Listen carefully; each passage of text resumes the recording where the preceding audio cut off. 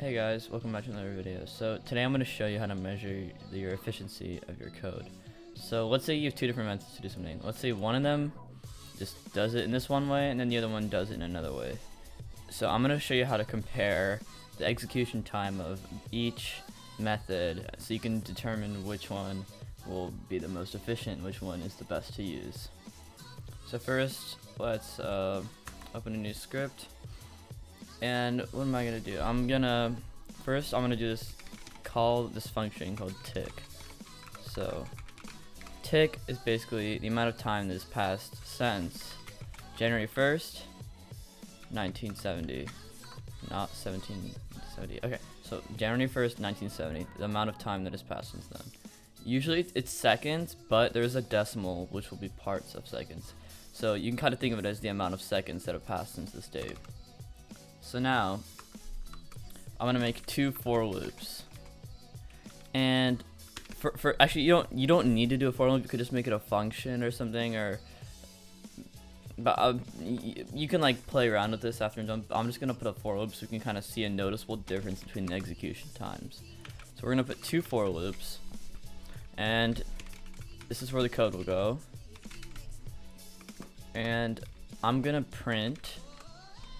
So this is the current tick, the current time. This is like at the start of when the script first runs. This is what the tick is at. So I'm gonna print tick. Actually, I'm gonna print the current tick, which is I'm gonna subtract it from tick, because tick the current tick is gonna be larger because this is gonna like time's gonna pass right here. Because every single line of code that you execute takes a small amount of time to execute. Like these things do take time. It's not just like instant. I mean, it may appear instantaneous, but everything does take time because computers need to process things and they need to calculate things.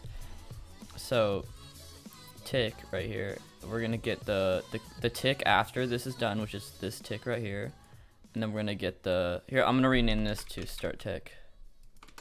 So start tick, so minus start tick, and that's how we're gonna measure that right there. So now I'm gonna put a little comma here and just write test 1. So this is gonna be for the result for the test 1. So now we're gonna put this right here again. Put test 2. We're gonna copy this again and put it here. So this is like a whole new test. So like imagine these are in two different scripts. Heck, we could even do it in different scripts, but for the sake of this example, I'm not gonna do that. So this is the second test. So now we're gonna actually have some code to compare, because this is just gonna loop. I mean, it's not really gonna show much. So I'm gonna show you the difference between using instance.new and parenting that instance that you created while in that function, or by just setting the parent with .parent, and you'll see what I mean. So first, we'll just do local part equals instance.new part, comma, workspace.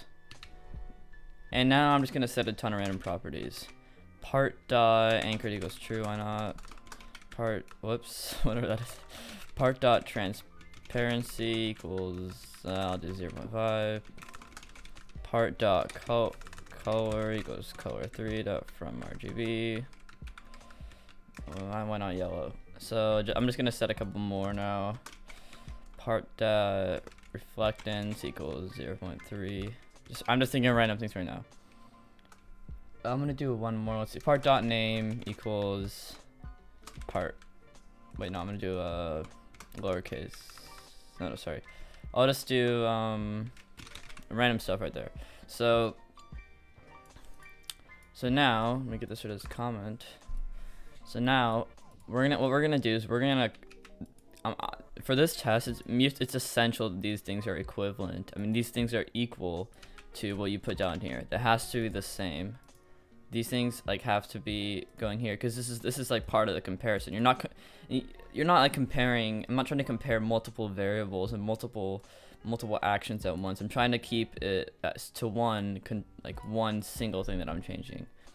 But for your code, you can literally paste your whole like code in here for like a whole function or something you can be testing. Basically, what's important is to test these things, that you put the start tick, the start time, before it happens, and then you subtract the current time minus the start time, start tick, after your thing happens. So now I'm gonna get rid of workspace here because this is gonna be a different like way of doing things. Whoops. So now I'm doing part.parent. I'm not using, because right here, if you don't know, in this built-in function for instance.new, setting the parent of part can be in this function. But oops, sorry about that. Part.parent equals workspace. Now I'm gonna put that there. And also workspace is also something you can test around after. You can test like game.workspace or just writing workspace. I personally use workspace because it's less like operations that the code has to do, because like with game.workspace you're typing game.workspace, but here you're just writing workspace, so it's simpler and takes up less space, and it's I mean it should be more efficient. I don't actually know, but we can test that. So now you can either press F8 or I'm gonna run the code. So now we see, ooh, we got some results. So look, this is crucial. Look at this. Let me make this bigger for you guys. Do you see this right here? This is the time, 0.00193, 0.000849. Look, test 2, just setting it with the parent of work, like just typing part.parent instead of putting it in the built-in function, is actually faster. Which this is crazy. Like there's so many possibilities you can do with this kind of testing. So now let's try some other experiments and see if things will change. So now I'm gonna stop this, and instead of we're gonna keep it to using the inefficient one just to add time on. So now for part, instead of doing workspace, we're gonna do game.workspace on this one. So now let's clear the output, press run again, and now you see, ooh, we got some new results. So look, this is actually surprising. Look, I did not know that writing workspace takes more time than game.workspace. But something you want to consider is that sometimes you want to test things multiple times. So let's stop this. Let's run it again. And look, I mean, the first one still takes a lot of time, but they're still relatively similar. So apparently, using game.workspace is slightly more efficient. Using game.workspace is slightly more efficient than just typing workspace. And like there are a lot of possibilities you can do with this. So it's actually, I mean, I would test this with a lot of things. Like it's just, I mean, you can apply this in so many ways, and this can greatly improve your code and help you learn how to code differently. One thing I'd recommend is not changing too many variables at once, because if I change 10 things right here, I'll have no idea like what made it more efficient, what's making it less efficient. So that's why I try to limit it to multiple things. So let's say I'm gonna get rid of this loop stuff. So now we're just gonna get to one test. So let's say this is your game. Let's just call it function game. Whoops, capital, wait. I'll just write my game, because you can't type game because that's part of the Roblox. So function my game. So let's just write like print hi or something.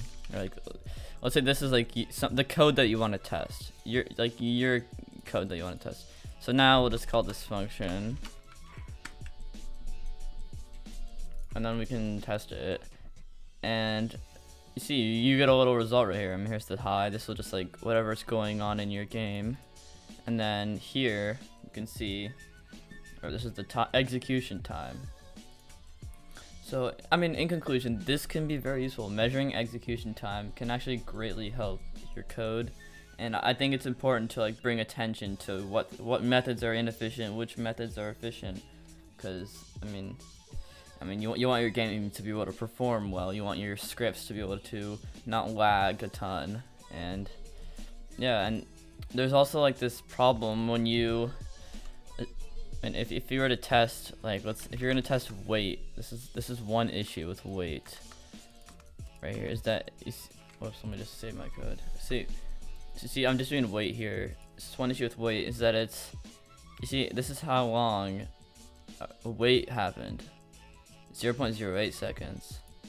But if I run it again, it's 0.06 seconds.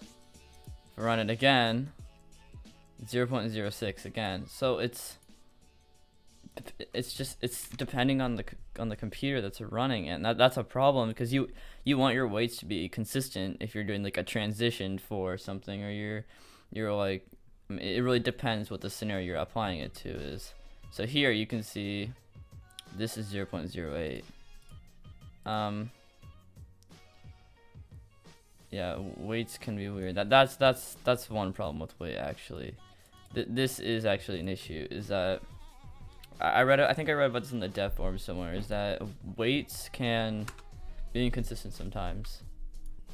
And using a weight by just getting rid of this can screw up some of your like speeds of things, especially for making like rotating objects using C-frame. But I mean, the main part of this tutorial is just to make you aware and tell you how to test your code, because I mean, personally, games should be like as lag free as they can, and I mean, I want you guys to be able to have the best projects you can have possible, and I think that's what's important. So thank you so much for watching, and I hope you understood what happened, and if you have any questions, please leave in the comments. That'd be very, very useful. And consider subscribing, maybe.